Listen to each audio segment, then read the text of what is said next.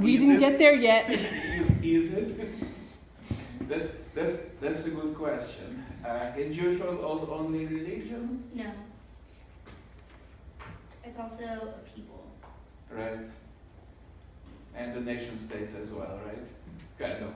Good. Everybody, when there is a newspaper or online article about Israel, the writer probably to make the style more diverse uses intermittently Israel and the Jewish state, right?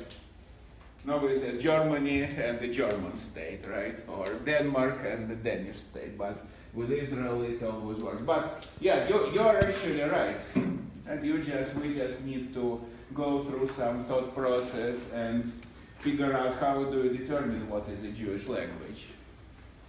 Or which language qualifies as a Jewish language. And if you talk about, you look like you wanted to say something. Not really. I mean, I guess wouldn't a Jewish language just be any language spoken by Jewish people? In a certain sense, right? Right? In a certain sense. So today, and if you talk about numbers, right? What would be the Jewish, just about sheer numbers, right? What would be the Jewish language today? Just numbers of Jews speaking this language.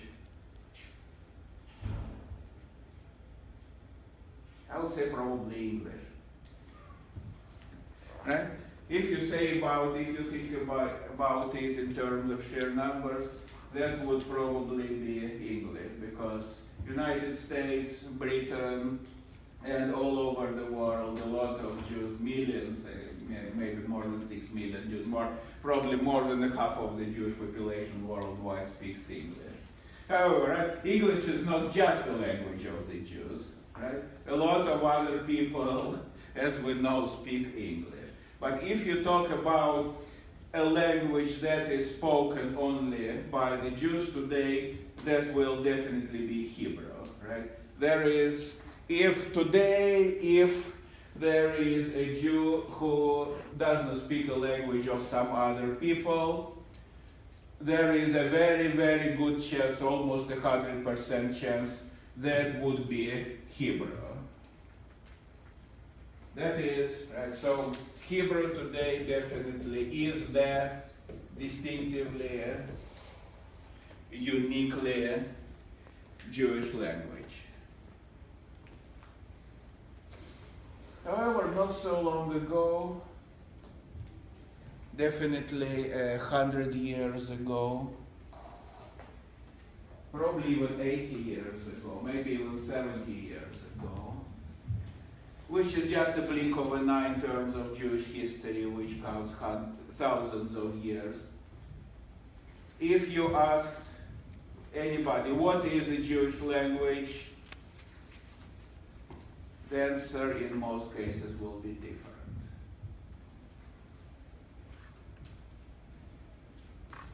There was a different language that was spoken by a very large majority of the Jewish population worldwide.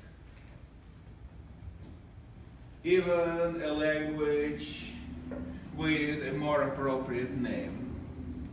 Right? Hebrew, what is Hebrew? Who are Hebrews?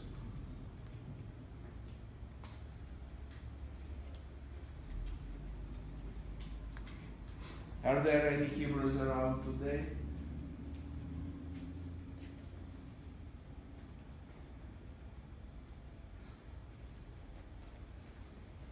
Any Hebrews around? Anybody met any Hebrews lately? No, right? No Hebrews.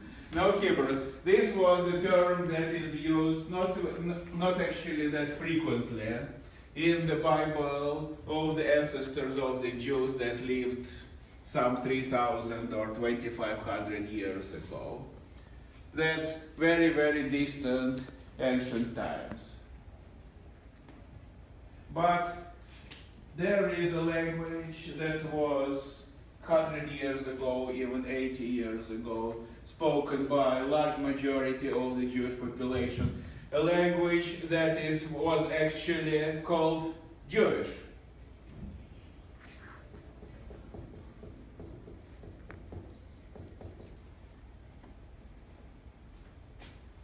Yiddish, which actually means Jewish because in this language the word for Jew is Yid.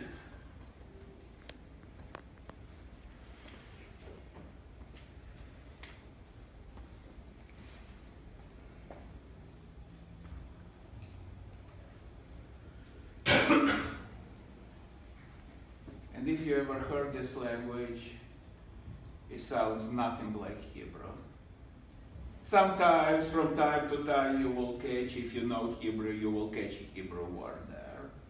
Also pronounced strangely, but there will be some. But mostly, you will have a much greater chance of understanding this language, or at least recognizing where it comes from, if you know.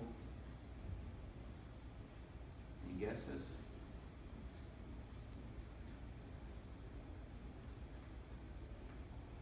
No? If you know German.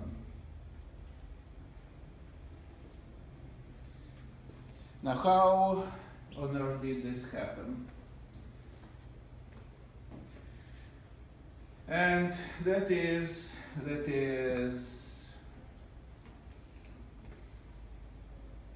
actually a reflection of a long and rather sad Jewish history. So we'll have to dive a bit into history, although you probably haven't covered it yet. But fortunately, you cannot talk about language, especially about Jewish languages, without going a bit into history, which is why I put up this map here. Now, about 2,000 years ago, in the first century of the Common Era, most of the Jews lived in their homeland, which was called Judah or Judeans. It's not even on this map, it's here. But the country was taken over by the Romans. Jews did not really take lightly to the Roman occupation. There were rebellions. There was a huge revolt in the year 70 of the Common Era. So almost 2,000 years ago.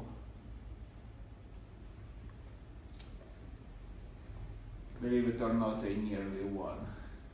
Were it not for internal squabbles, they might have actually gained independence, but didn't work. But they were holding off the whole military might of the Roman Empire for 4 years. Actually, it started in 66.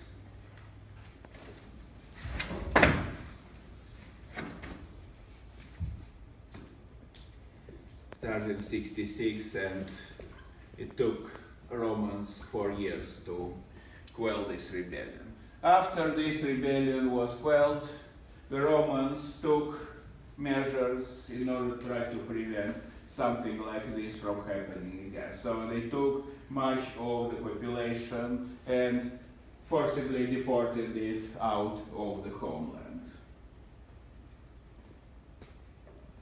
It didn't help. There was another rebellion in the year 132. And again, they had initial success, but finally Romans managed to quell this revolt as well. And there followed another deportation, and another large group, a large part of the population was moved out of the homeland. Where did the Romans move them? They mostly settled the deported Jewish population on the boundaries of the empire. First, as far from the homeland as possible. Second, in the area where they would have absolutely no connection to the local population, and therefore would be completely dependent upon Romans. And where did the boundaries of the Roman Empire run at this time? One of them ran here, more or less along the Rhine River. What is today is southwestern Germany and northeastern France. In the Jewish tradition, this area was called Ashkenaz.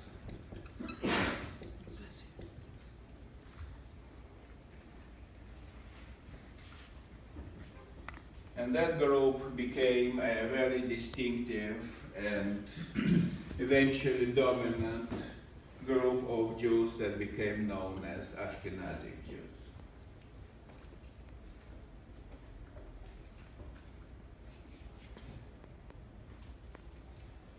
Now, the local people here spoke Germanic languages, the precursors of modern German and Scandinavian languages as well, and English actually as well, to some extent. I think it used to be Anglo-Saxon, and Angles and Saxons came from Germany as well. And with time, the Jews that were living in this area, Ashkenazic Jews, started to acquire the local language. As it was spoken by the locals in those times. And that was late ancient times, early medieval times. So German was very, very different from what it is today. There were similarities, there were contacts, but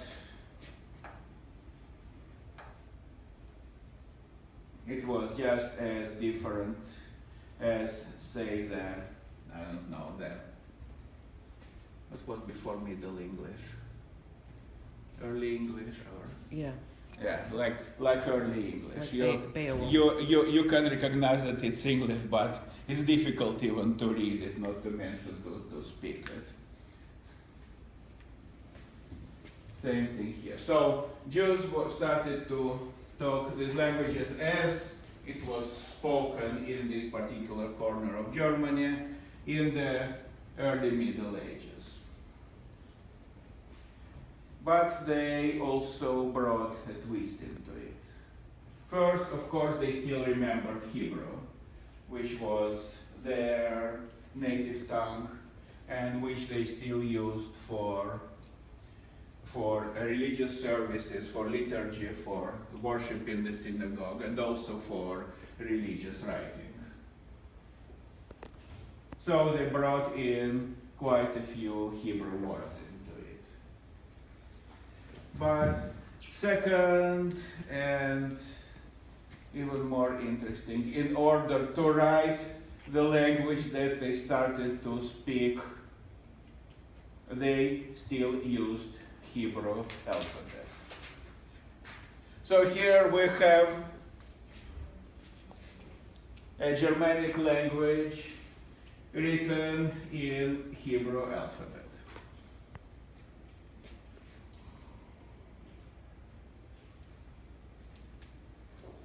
Well, you know a thing or two about Hebrew now. What would be the difficulties with such writing?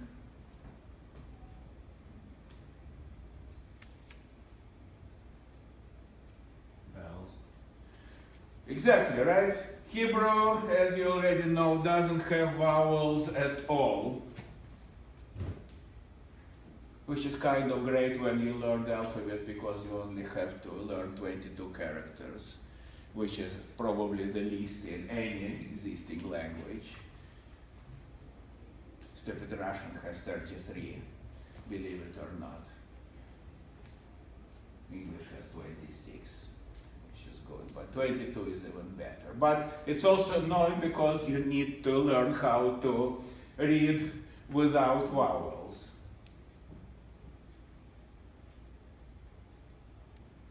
But in Hebrew, in Semitic languages, you can learn to do. Try doing that in German. is nearly impossible. So how did they solve the problem?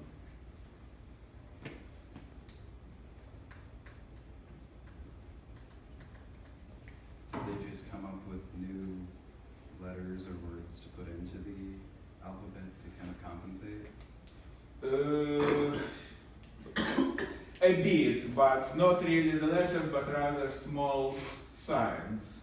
But mostly, did Dr. Leonard tell you that some of the consonants in Hebrew can actually double as vowels? Is she? Which ones?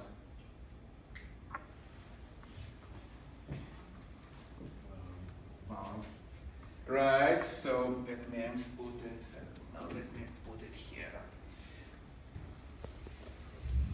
Okay. Wow. Right. Anything else? Yod. Alright. Okay.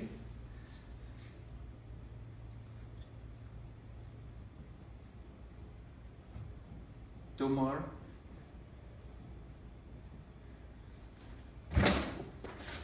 You said no. Aleph, of course. Aleph, right? Sorry, does it look like an aleph? No. No? Diagonal and then two. That's better.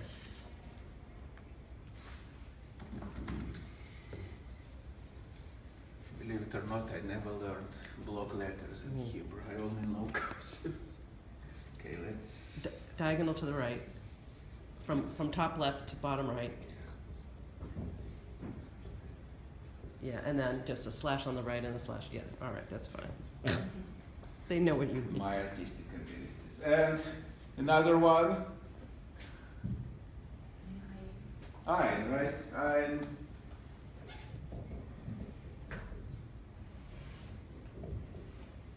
Whatever.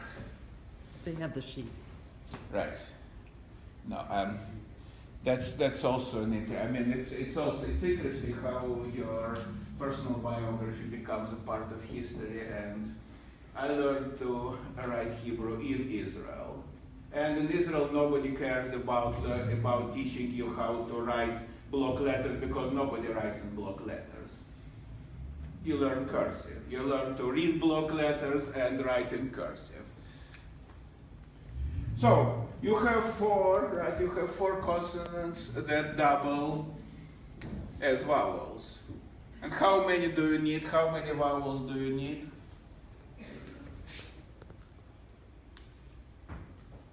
No, that's actually easy. No language has more than 5 vowels. A, O, E, U, I. That's it.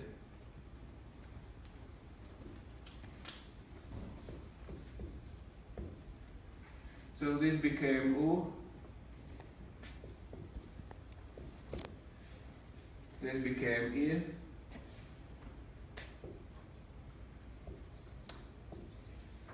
This became E. And now you have 2 rows for Aleph. It became both A and O. So here you needed what's called diacritics.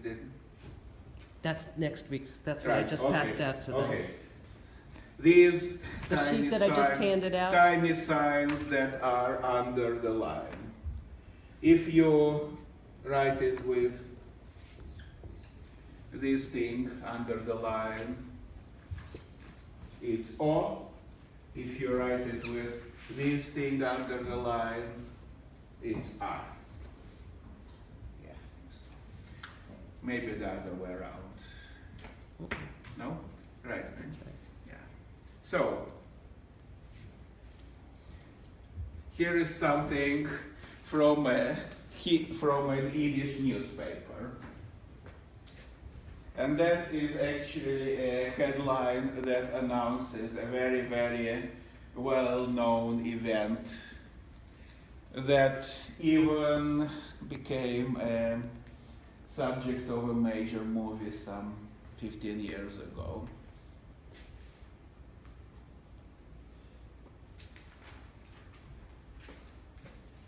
Shall we try to read it? First of all, let's try with the name of the newspaper. Well,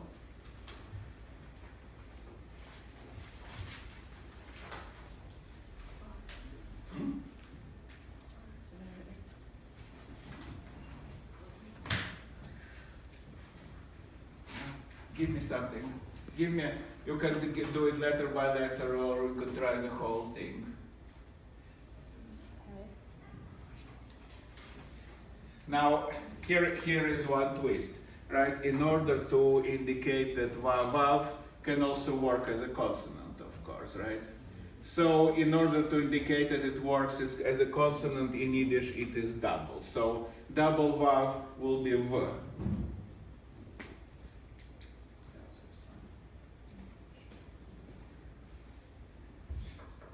No. F, right? O, right?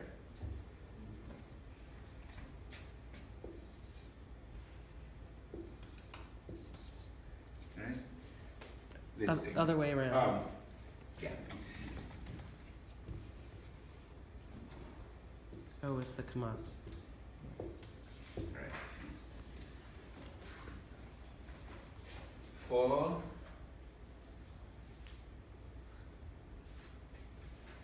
this thing. For, so reish would be so for, right? This will be v, for v. This is e, for v, r, right? There's another reish, right? Forver, right? T. Help me here. That's the same characters as in Hebrew, and all of these pronounced the same. Forwards, right? Forwards, actually, it's spelled out here in the Latin letters. Forwards, right? This is the German spelling, and this is the English translation. Forward, right? The name of the newspaper is Forward. Anybody guessed what event is announced here? Or reported here in big block letters?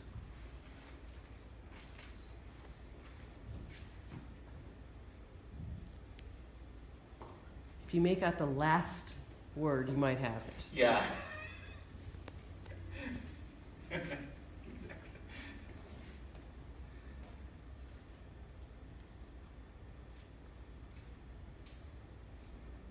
Titanic?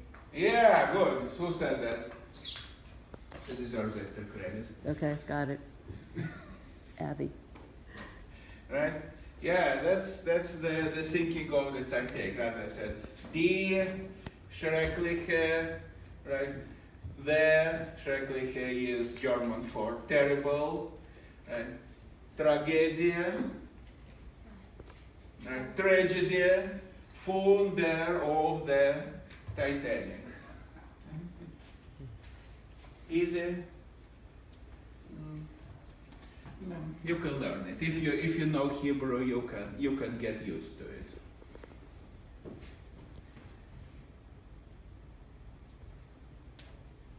Sometimes, and I cannot show it to you right here, but again, Yiddish is a language that has accumulated lexics, accumulated words, not just from German, not from just the languages of the Germanic group, but from all over the place, starting with Hebrew.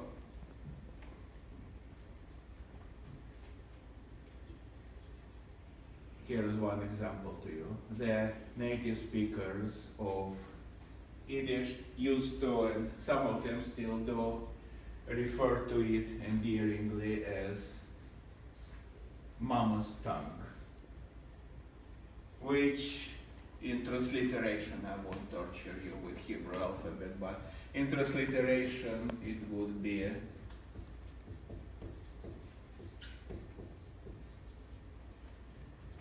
Mame Loshen. Now look at this combination. The word Loshen is simply a very, very disturbed pronunciation of the Hebrew word Lashon, which means tongue. In both senses, in what is in your mouth and also what you speak. Mame definitely does not come from Hebrew, because in Hebrew mother is Ima or M, something like that. Mame definitely comes from an Indo-European language, in this case from German. But that was not the whole history. All this picking up German language, providing it with Hebrew words, writing it in Hebrew alphabet, that was just the beginning of the story of Yiddish. And history added another twist, and that is it. As the Middle Ages were coming to the close, the situation of the Jews in Western Europe, and specifically in Germany, became worse and worse and worse. Hatred from the majority Christian population was increasing. There was certainly ongoing discrimination that was becoming harsher and harsher. There were persecutions. There were violent attacks, sometimes resulting in the deaths of hundreds and even thousands. And finally, Jews were simply forcibly expelled from much of the area. Where did they go?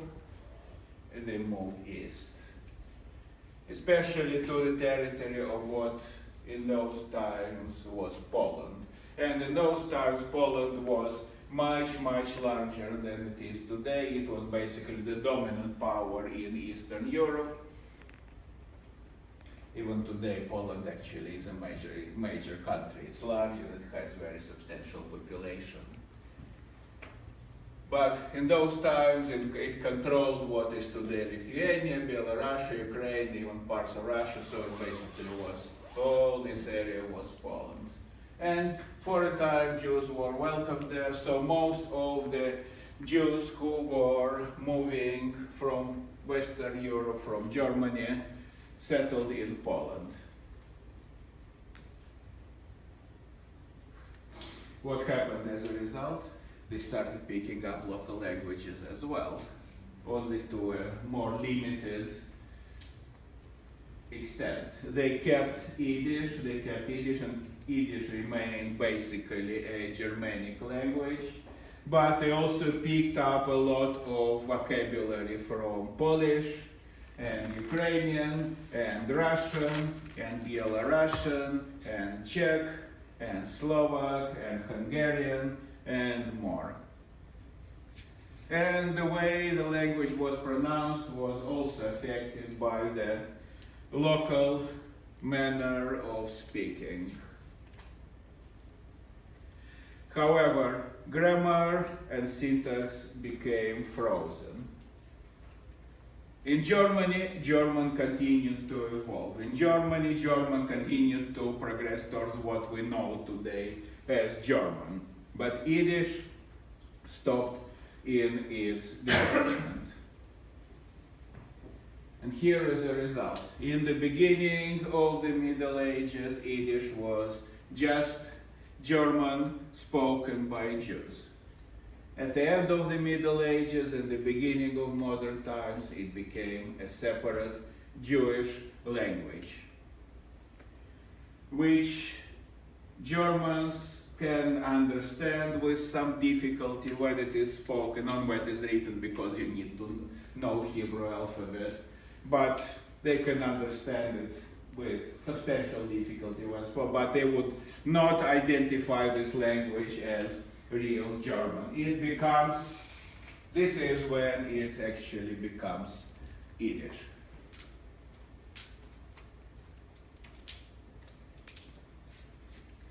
So here is to you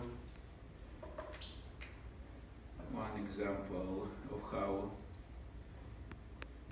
it is spoken.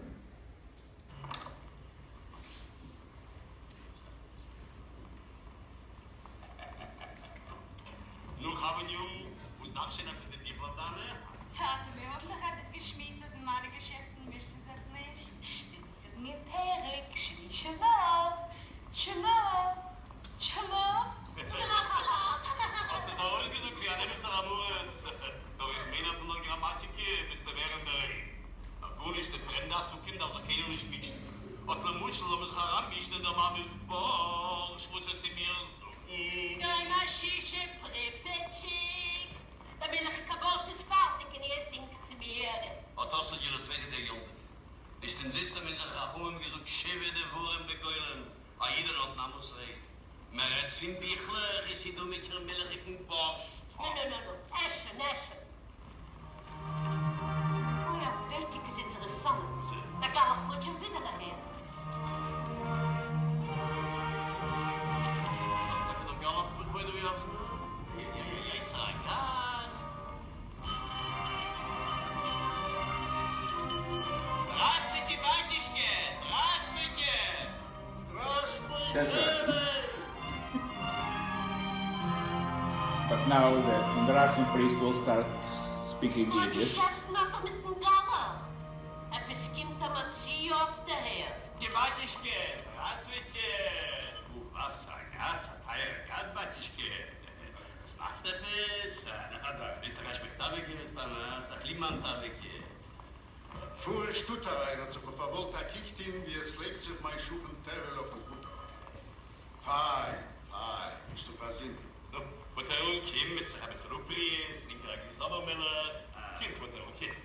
Aber die bestimmt du, was für ein Teil, Papa. Agit der Brüder mit dem Gamma. Zwei Zählen ungelegte Gast. Ada, schöne Töchter bei dir, Terrell.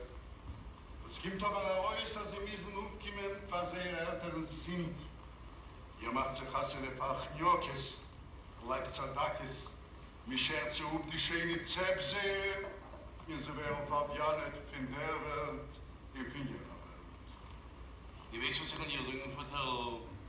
Wenn die Welt, wenn ihr Möchel, in jener Welt, wenn ihr euch Möchel. Jeder Zeichen etwas, nein, da bist du nein. Papa dir sehr a Sach neist.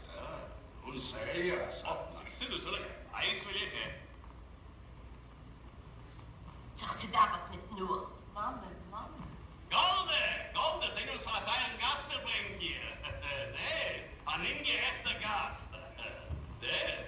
Здравствуйте, барышня. Здравствуйте. That was Russian. Setz das Futter im Haus chemisch, wir trinken ein Sommermiller, was das Zeug. Das ist der Futter frisch. Spoken with English accent, actually. Kada. Nu, ich Futter, das Seele ist Neues, frisch in der Willst Neues, wäre der Erzählung Neues. Du weißt doch, als Mendel Verebivke hat a Tochter. So bei den Eiern. Mendel wäre wie gehört hat Tochter.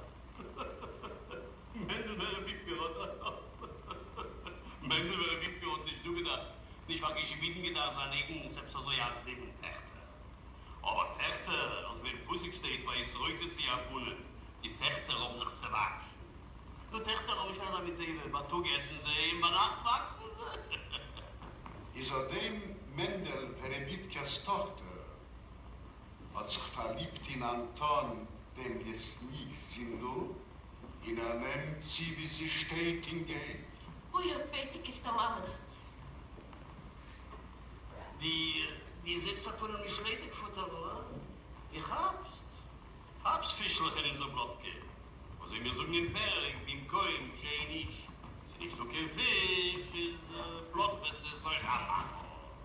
Eine Stufe muss zu lachen, Pebble. Es ist eine ernste Sache. Sie ist übergegangen in unsere Schiss.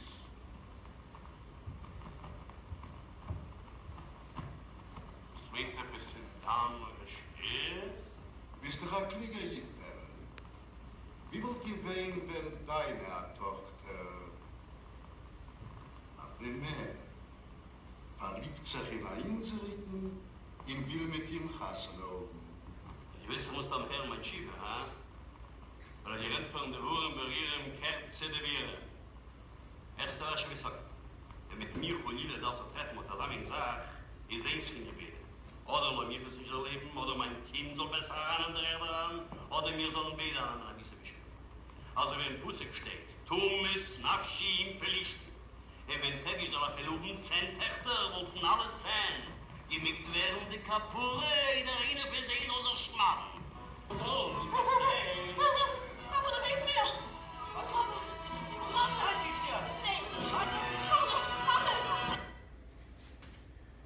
Well, and of course the poor girl faints because she's in love with a Russian boy,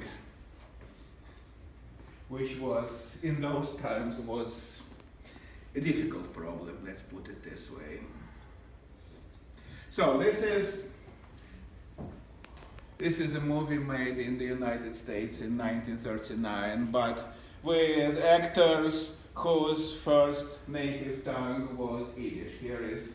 You can really hear how it was spoken by people who spoke it from their childhood. And I cannot really withstand the temptation of also playing this.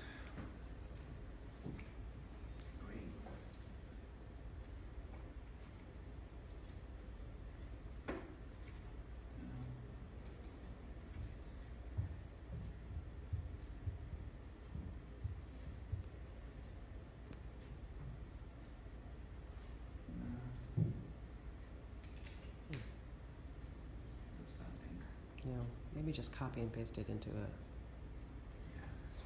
new window. Yep. There we go. Almost there.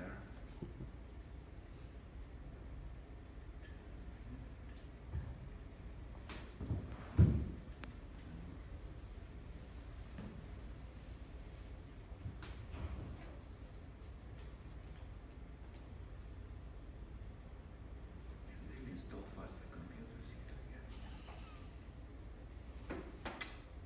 Yeah, it's been upgraded, okay. Most people who sign up for health insurance on healthcare.gov qualify for financial help to make coverage more affordable. That was not my intention.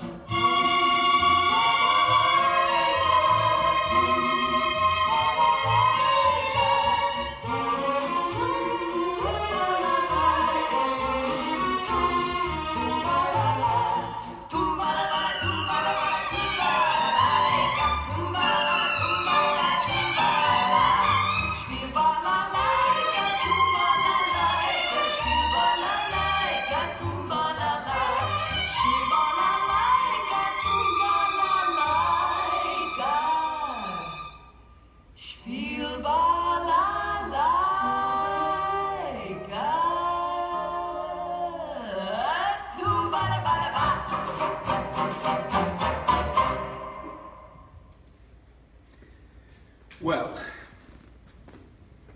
I don't know how about you, I like it. So,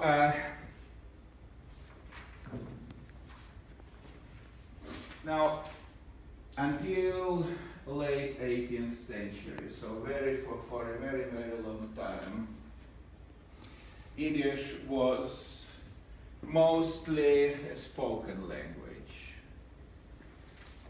Writing was done, but it was not a serious writing. It was kind of considered a popular language for uneducated people, unworthy of intellectual or artistic or religious writing. Russians actually refer to Yiddish as jargon, meaning the dialect that is really not a language of education, not the language of thought, not the language of religion. But one of the first examples of more or less serious writing in Yiddish was actually a book called Ceno, Urieno, and that was a retelling of the biblical stories for women, who in those times were not considered really a very educated or intellectual or even smart audience. But in the 19th, early 20th century, there was an explosion of writing in Yiddish. Literature, one very famous writer who lived in the very late 19th, early 20th century, I think he died in 1916.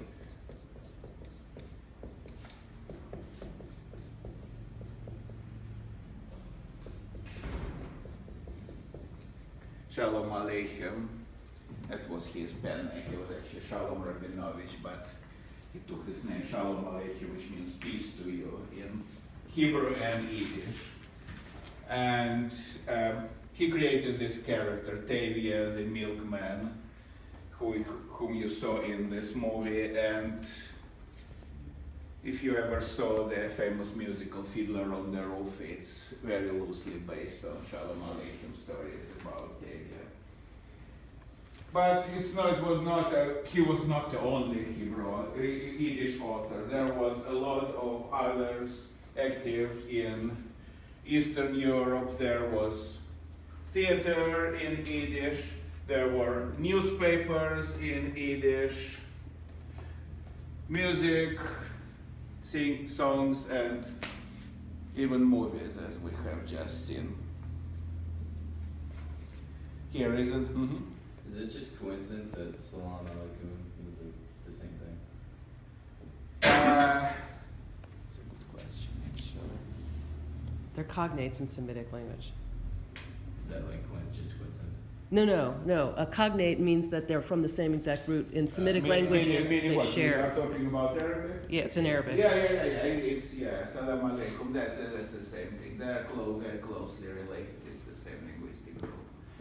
Yeah. Only Hebrew is Northwest Semitic and Arabic is Southern Semitic. But if you know Hebrew, learning Arabic is not difficult when you get through the horrible writing, which is all cursive, no real block letters, but otherwise it's easy. So here is another twist that was added by history. In the late 19th through early 20th century, millions of Yiddish-speaking Jews from Eastern Europe moved across the ocean and mostly settled in the United States. Between 1880 and 1925, about 4 million. So Yiddish arrived in the United States, disembarked on Ellis Island, and flooded into New York. Half of New York was speaking Yiddish for a time. Yiddish words entered English language. I think we should offer extra credit for anybody who remembers an English word that comes from Yiddish. They're actually part of American English. Guesses?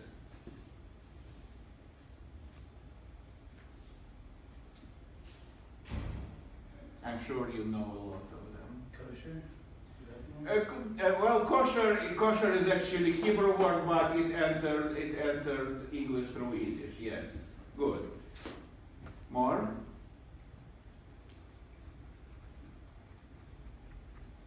Yes? No? No? I'm sure you know. Mazel tov. Yeah, good. Okay. Also, I mean, it's interesting that it's actually also Hebrew, but it's pronounced different. In Hebrew, it's Mazal Tov, but in Yiddish, it becomes Mazel Tov. Well, let me put some of the words. You should know. No? Can you say bagel? Yes, I think so. Yeah. Yeah. No. Bagel comes from bagel, which is actually an Yiddish word for a specific bread product that comes from Eastern Europe, actually. I'm sure you know this word, right? Comes from German Lachs, which means salmon, through Yiddish into English. Mm-hmm. Anybody knows this word? Can you see there what I'm writing here? Know this word? Schmutz. Schmuck. Schmuck. Schmuck, also Yiddish. Yeah, it's usually not very good words, right?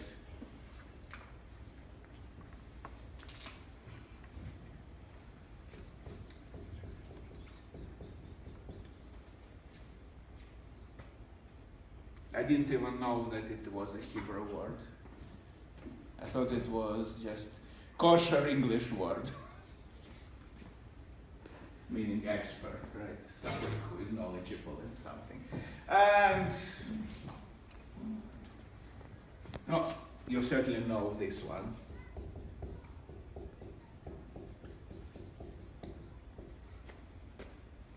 Right? Brazenness, audacity. Right? That's from Hebrew through Yiddish into English.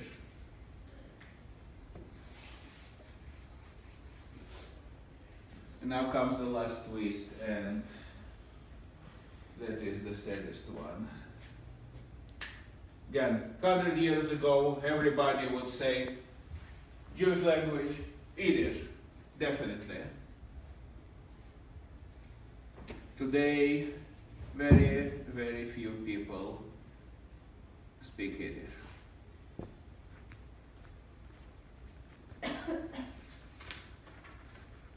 All this world associated with Yiddish, all this writing, literature, theater, newspapers, film, all this is just gone and it continues dwindling. 50 years down the road, probably, there will be no Yiddish left. For almost no one today, Yiddish is the only language.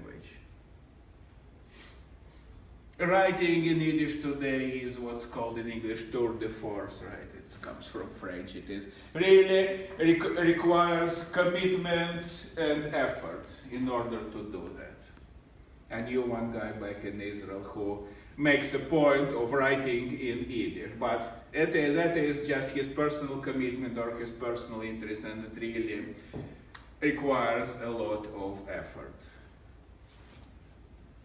The only really well-defined groups that are still using Yiddish today are some very, very religious, very pious Jews, mostly Hasidic, who simply believe that Hebrew is too sacred, too divine to be used for day-to-day conversation. It is what's called Lashon HaKodesh, the sacred language. So in your everyday life you should speak Yiddish, but Hebrew is only for religious matters. But these groups are very small, counting hundreds, maybe thousands, that's it. Why did this happen? How did this happen in just a few decades? Part of it, of course, is that in different countries, and especially in America, Jews are simply switching to local languages, period, such as English or French or Spanish, because it's practical, because everybody speaks it and you need it for your work, in your everyday interactions, in your just everyday life. In Israel, the emphasis is on Hebrew. Because in Israel, it is the belief of the most of the population, and it is also the official policy of the state, that Yiddish is the language of exile. Yiddish is the language that was forced upon the Jews by the situation of being forcefully separated from their homeland. Yiddish is something that is associated with a situation that Jews do not want to live in. Hebrew, however, that is the language of the Jewish nation state. And all of these are substantial, very weighty reasons, but the main reason is one, and that is the Holocaust. The genocide perpetrated by the Nazis, by the German Nazis and their collaborators during the Second World War, mostly between 1941 and 1945, in which 6 million Jews were killed, and probably, I would say, between 60 and 80% of these were native Yiddish speakers. Especially, say, in Poland. In Poland, before Second World War, there were 3 million Jews. Now there are 3,000 left. That is a loss of 99.9% of the population, and all of those Jews who were exterminated were Yiddish speakers. So Yiddish is pretty much gone, and maybe, unless that somebody undertakes some kind of extraordinary effort, there will be no Yiddish in 50 years. It will be just a historical relic. But here is the interesting thing. Yiddish is by no means the only Jewish language that has existed historically and that still exists. Here is a story to you. In the year 1905, there was a book published in Spain that created a huge sensation in this country. And it was titled Españoles sin patria. Anybody know Spanish here? Españoles sin patria. Right? Spaniards without motherland. And this is what the author of the book, journalist by the name of Angel Pulido, was telling in this book. He was visiting Turkey. And when in Istanbul, the largest city of the country and also the capital at that time, not anymore, he was just walking down the street and he suddenly noticed that people who looked very much like locals were speaking to each other in a language that sounded much like Spanish. Only that was a weird Spanish.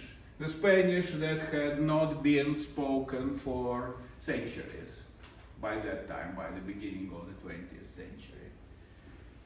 And he started investigating, and it turned out that all of these people speaking Spanish, Old Spanish in Turkey, were Jews. Now, how the heck did that happen? Again, history with its twists, and we'll have to return to this map. I told you, right? Jews deported from their homeland by by Romans were settled on the boundaries, on the borders of the empire. One group here, and this became Ashkenazi Jews. Another boundary ran across Spain, or what is today Spain, or not Spain in those times. So one big group of the deportees was settled here on the territory of today's Spain, and because in Jewish tradition this area was called Sfarad, this group became known as Sephardic Jews.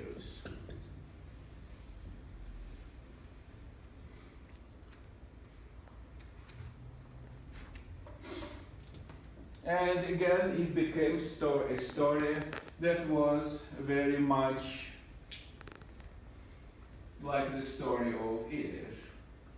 Jews settled here in Spain, eventually started to speak local languages. They started to speak Spanish as the Spanish was in the Middle Ages.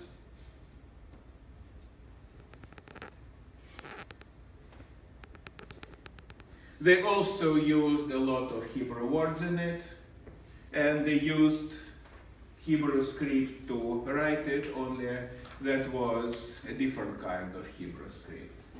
Here is right again to show you the Hebrew script in which Yiddish is written.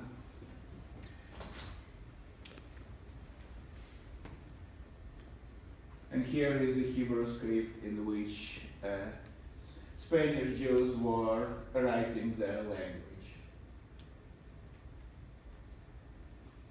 And this, my friends, I cannot read. This script is so foreign even to me that I cannot make head or tail of it. Except for the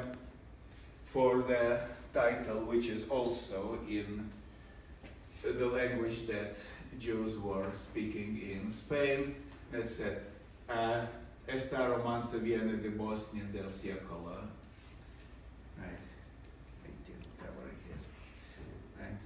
If you know Spanish, you can even get that. This is an old romance from Bosnia of the 18th century. How it got to Bosnia, we'll get to that in a moment. Here is, and the twist also came very much like the one that was experienced by Yiddish-speaking Jews. And that is, all Jews were expelled from Spain in the year 1492.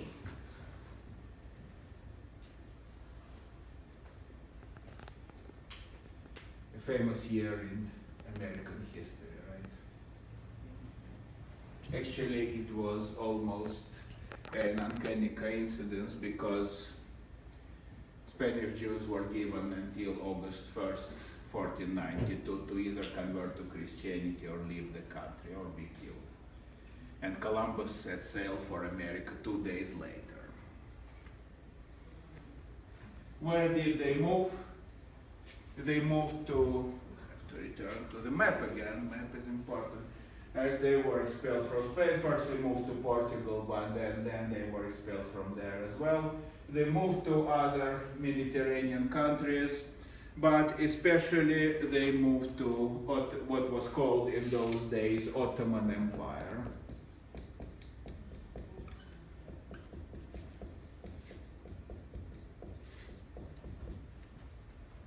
Which is precursor of the present-day Turkey, but in those times, again, like Poland was much larger, Turkey was also much larger. It controlled basically the whole African coast of the Mediterranean, a lot of areas in the Middle East, and also here, way into your controlled all Greece, what is today Bulgaria, what's today Yugoslavia, Romania, half of Hungary, so it was much larger. So here is the twist, right? Where are the largest number of Spanish-speaking Jews living today?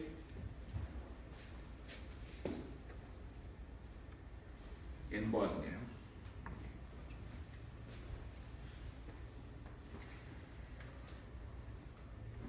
And as a result of all these migrations, what happened to the language spoken by Spanish Jews is exactly the same that happened to Yiddish. On the one hand, it kept picking up vocabulary from other countries, from a bit from a Slavic population here in the Balkans, a bit from Turkish, but the language itself became frozen, and this frozen language became associated strictly with the Jews. It became a Jewish language, which is why it was referred to as Judesma, meaning, right, or Chodesma, right, meaning Jewish, or another more well-known term for it is Ladina.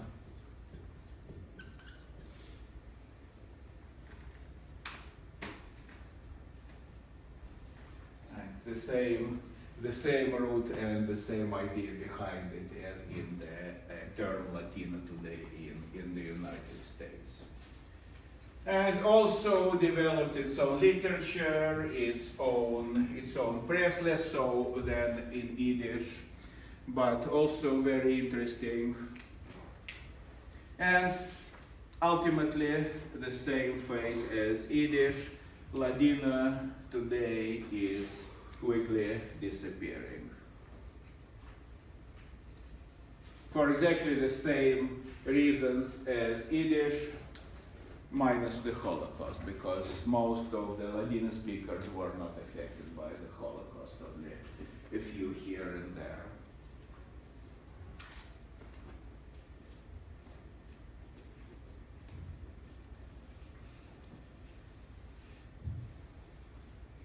And if you think that's it,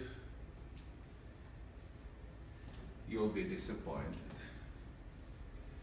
Because actually, if you go to Wikipedia and click something like a list of Jewish diaspora languages, you will see that there are dozens of languages in this list.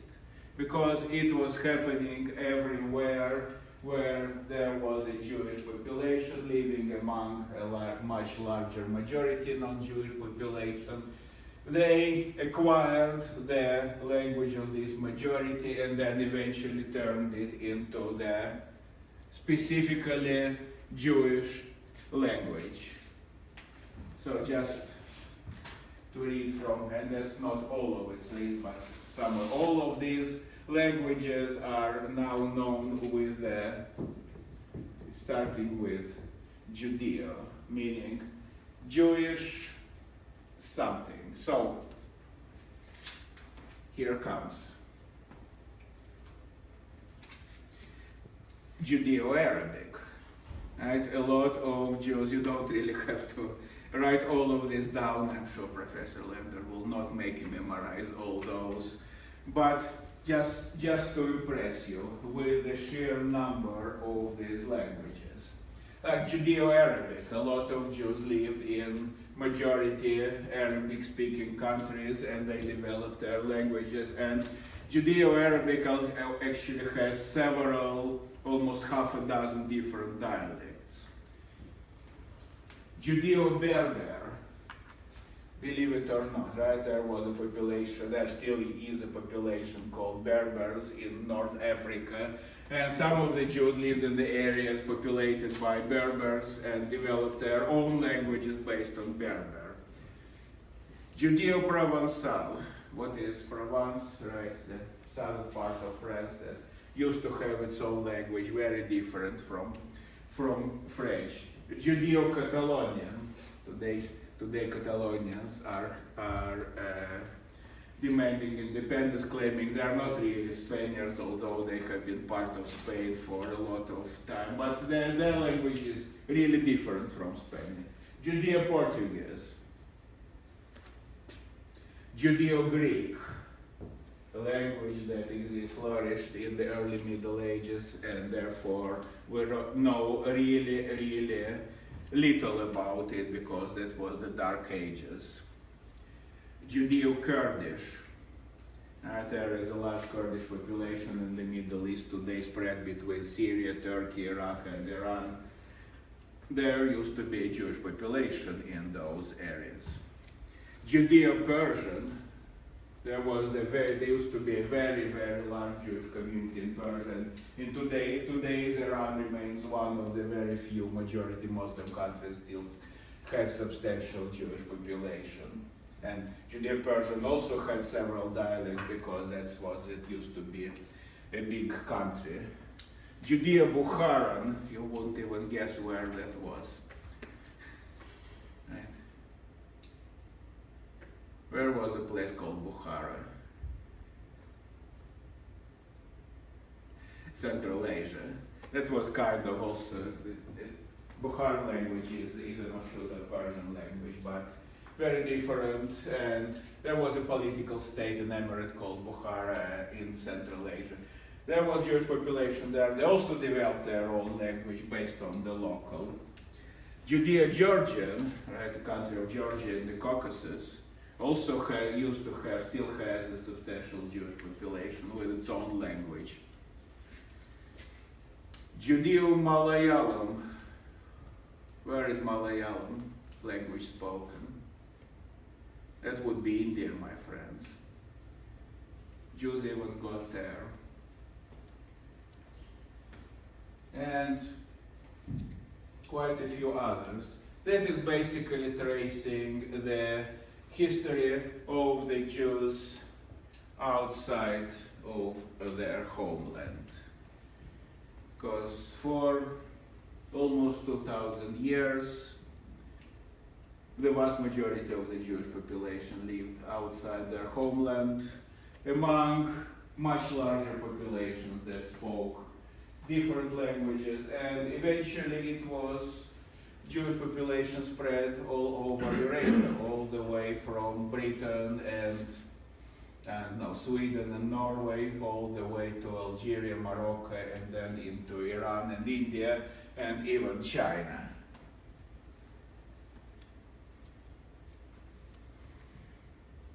And in all of these places, there was a local Jewish language developing that, if you have read the article that was assigned for today, you will see it really neatly summarizes some of the trends that were, some of the things that were happening to this language, some of the lines along which these languages were developing.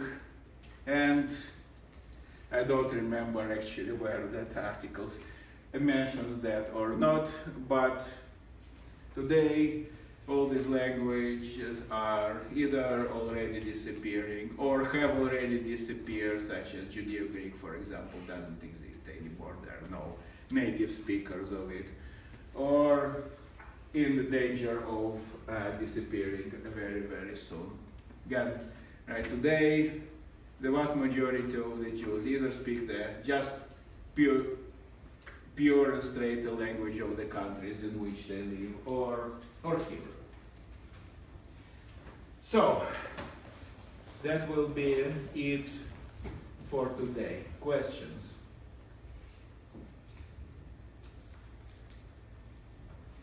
No questions?